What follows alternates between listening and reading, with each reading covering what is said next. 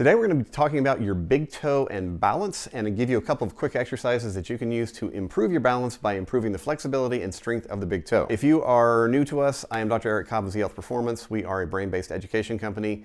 We work with doctors, coaches, and therapists around the world. So if you're interested in bringing modern neuroscience into what you do with clients, check out all of our free resources and subscribe here. All right. We've been doing a long series of information on balance training because in June of this year, we're doing a live streamed course called Defying Gravity. And it's all about a modern brain-based approach to fall prevention and what I call fall preparation. One of the things that we have to understand is that there are biomechanical factors, there are neurological factors, there are cardiovascular factors. There's all these different things come into both preventing and preparing people for inevitable falls. When we dive deeply into the research, one of the things that's obvious is we have to look at the feet. We have to look at the sensation of the feet, the strength of the feet, and specifically, we need to look at the big toe. So stand up with me, and what I want you to first of all feel in your own body is the difference between having a big toe when it comes to balance and not having a good big toe when it comes to balance. So if you're just standing and you keep your pelvis kind of neutral, body straight, and you begin to lean forward and you're paying attention to the pressure sensation in your toes, you'll feel all of your toes begin to grip the ground, but particularly as you press that envelope a little bit further and further, you'll feel your big toes becoming more and more active. So normally with my clients, I go, look, we need you to understand what your big toes do.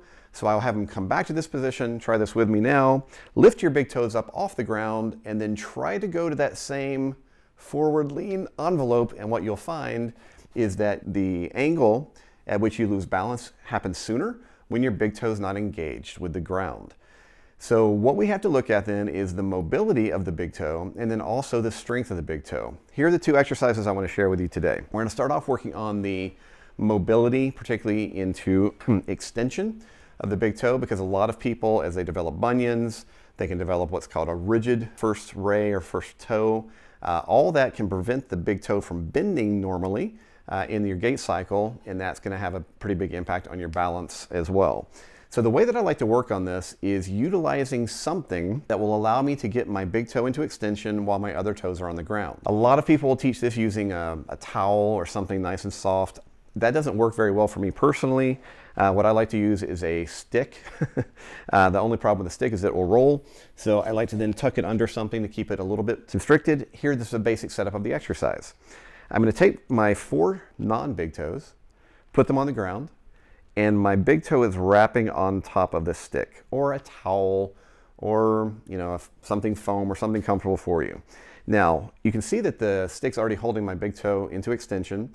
All that I need to do now is drive my knee forward past that toe, and you're going to feel a really specific kind of interesting stretching sensation through typically the arch of the foot.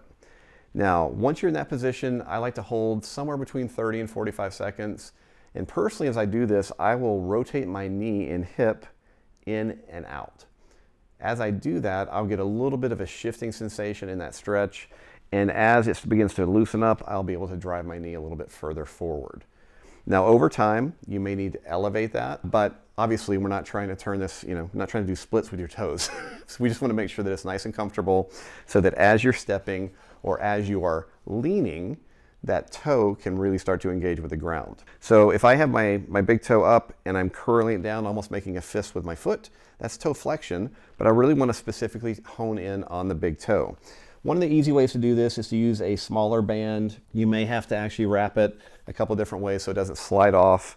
I then typically will put my other toes on the floor and then begin just by curling down against the resistance of the band into the floor.